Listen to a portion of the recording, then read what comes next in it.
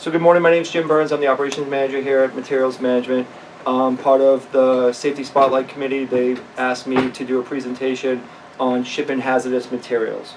So not only am I going to talk about shipping hazardous materials, but I'm also going to talk to you about how we handle hazardous materials. So for show and tell, I brought you guys one of our UPS boxes that just came in off the dock to show you.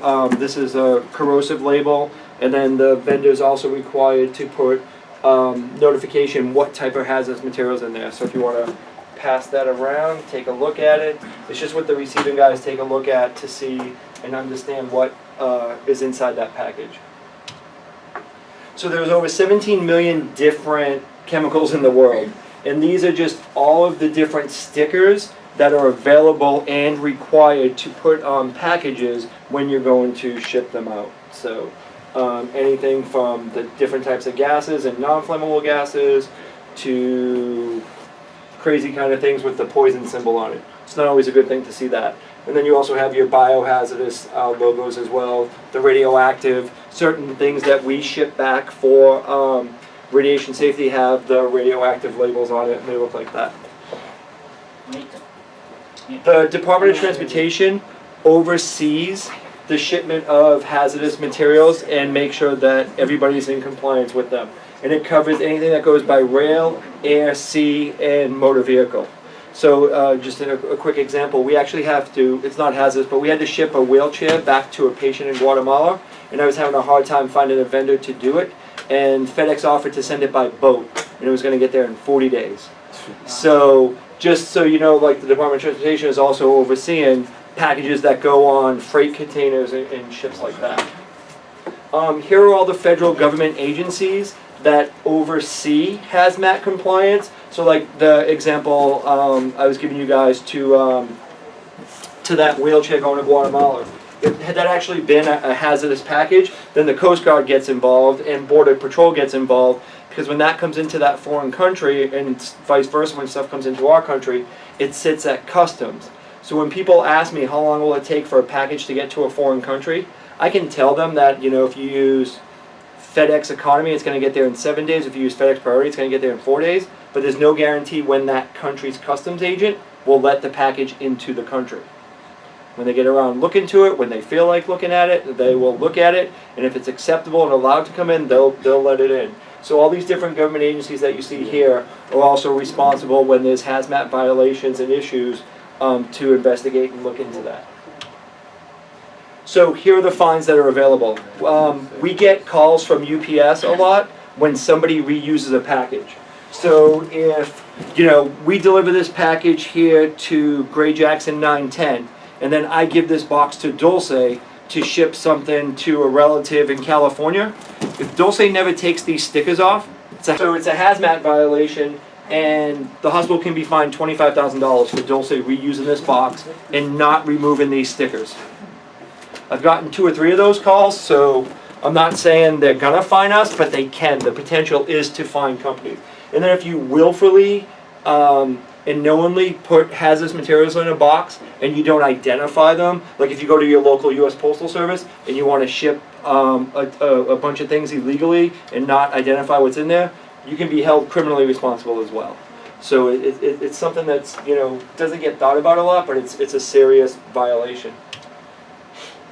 So the Department of Transportation has hazmat training regulations, covers training, identifying all the different classes and identification, like that first slide I had with all the stickers, what the protective packaging is. You know, there needs to be another box inside this box, and I'll get to protective packaging later, but you just can't take a cardboard box and throw a bunch of hazardous material in it and just close it up with tape. You need to have protective material inside to make sure that the package is safe and secure, and I'll talk about that later. And then also communication and incident reporting as well, how to report an incident to one of those government agencies when you suspect a hazmat violation. So here at the hospital, the hazmat training is done through HealthStream. There's a specific class, shipping hazardous material. Everybody in receiving and mail services is required to take that class. Now, my mail services staff never actually ships hazardous material, but they take all the packages in. If somebody here at the hospital was shipping this out, then my staff in mail services would get this box, hold on to it until the UPS driver comes in later in the day. So they need to make sure all the appropriate forms and documentation is filled out, and they have the appropriate stickers and things like that. That's why the mail services staff takes that class. The reason the receiving staff takes it is the same thing. They're taking all these packages in. Felix already touched this package, and Jason Mendez was getting ready to process it, and then one of the other guys would have went and delivered it. So 3 or 4 different hands in receiving are touching this box. So it's important for those guys to take the classes so they understand what to look for and make sure that they're protected as well. So here are the things that they train on and go over. You know, it's a general awareness training. You know, we do the class in Hellstream, and I'm jumping ahead of slide, but we do the class in Hellstream every 3 years, or every 2 years. Every 2 years. Every 2 years, thank you, Joseph. So the Department of Transportation requires every 3 years, Mass General requires every 2 years. Every 2 years we're due to repeat the classes and things like that. So, and then in terms of the driver training, that involves partners outside transportation. So if you ever take the shuttle bus, they always ask what you're bringing on the shuttle bus. You know, you see somebody in scrubs and a lab coat coming on with a cooler. What are they bringing on the shuttle bus? Or, you know, you see somebody carrying boxes like this. What are they bringing on the shuttle bus? So the drivers have to ask them what they're bringing on the bus, because the partners transportation drivers are responsible for anything that they transport. Especially things going into office from us to Brigham and stuff like that. So yeah, all new employees are required to get trained within 90 days, and Department of Transportation is 3 years, but here at the hospital it's 2. And then the training covers 3 specific areas. Just a general awareness of hazmat and what's required. Not only are you required to put this sticker on, but then you have to put this label on, and then you have to put notification inside of what it is and who to call and things like that. So if there was a problem with this box that came to us from Quiogen Science down in Germantown, Maryland, we know exactly who to call and find out what they packaged in that box. Function-specific training and then safety training as well. So the Department of Transportation hazmat regulations determine all the shipping name and hazards. So, you know, they're the ones that said that this label equals corrosive 8.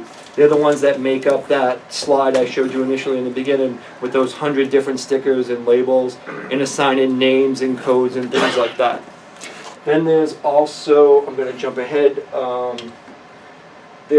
slow down instead of jumping ahead. There's the UN code I was going to talk about, but that's in a couple of other slides. So there are 9 different types of classes that hazardous material is broken down into. You have your explosives, whether they're firearms.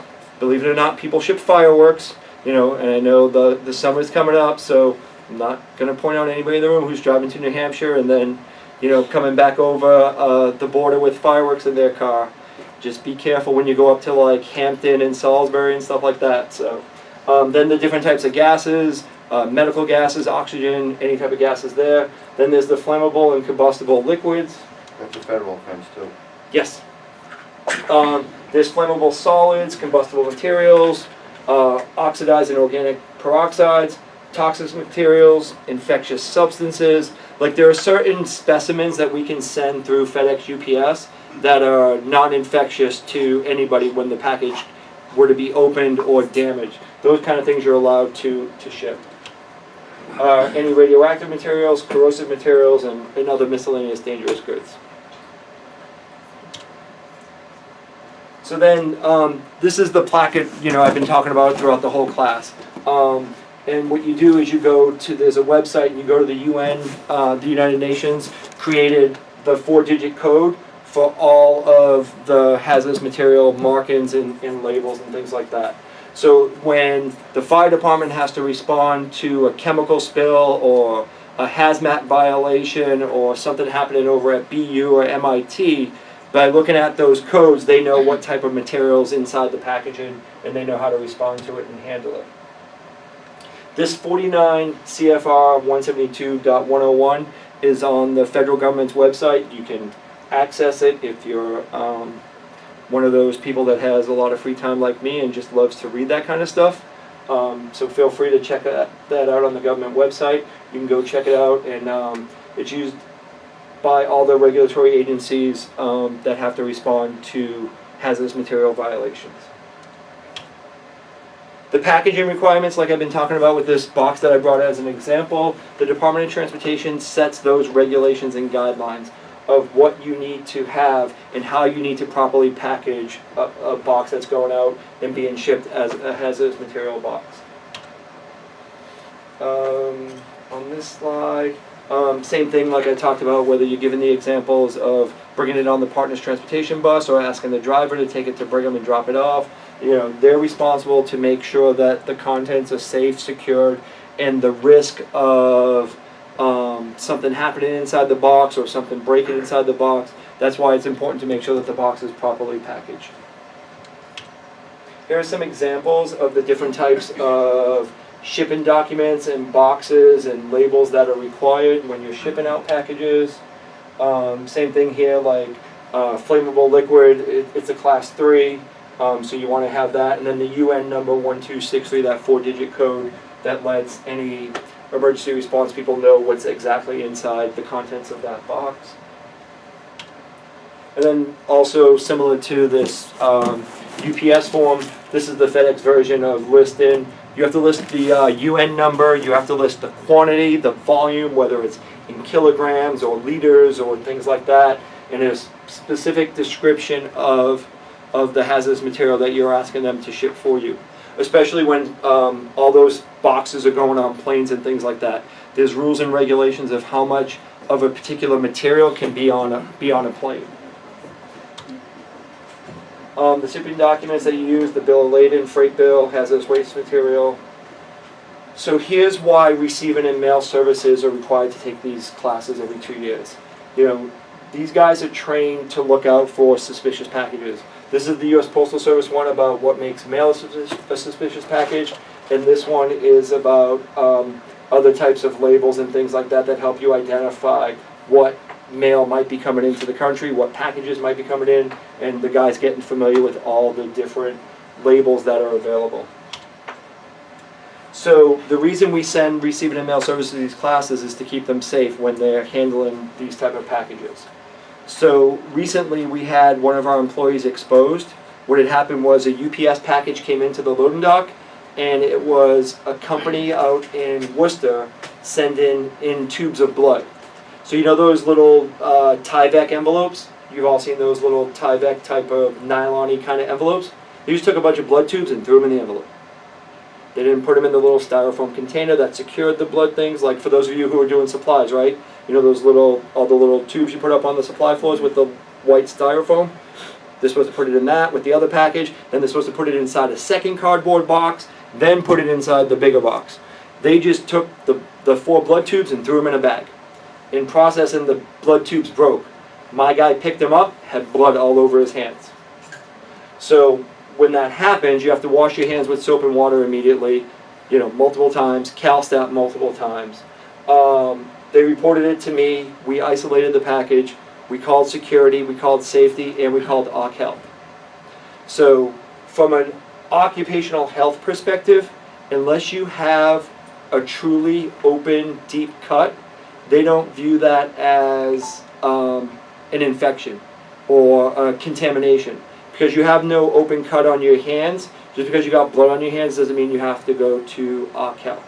Now from a comfort perspective, from your own peace of mind, if any employer of mine was exposed to blood and they wanted to go to OC Health, I would gladly walk them over.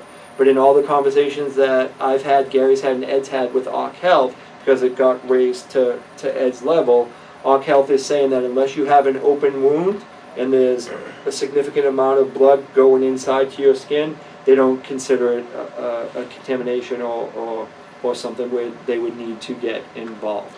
So we spoke to our employee, made sure they felt comfortable and understood that they weren't at any risk for anything like that.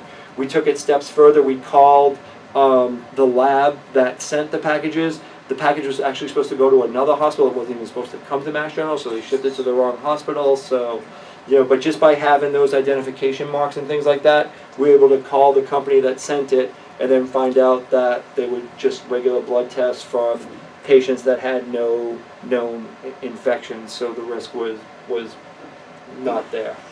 And then you'll see these out on the loading dock. We have spill kits, so if any boxes were to open up and things like that, Felix, Lamont, Francis, David, the guys on the dock, all know how to use those spill kits. Same thing at all the satellite locations, they know how to use the spill kits, and who to call to get somebody to come and handle that if there was a hazardous material package that somehow leaked, or, you know, we get drums, there's drums come in, right? You guys see them over at Yawkey, they get drums and on pallets and things like that. If that drum was to have a spill and fall over and leak, you know, the guys have the spill kits, they know to call security, and then based on the UN code, the fire department, when they respond, knows how to handle it. Questions for me about anything we talked about today? Any concerns, issues? No? All right. Thank you all for coming to the safety spotlight. Everybody signed in? Yeah. All right. Thank you all for coming. It's right here, Jim. Jim.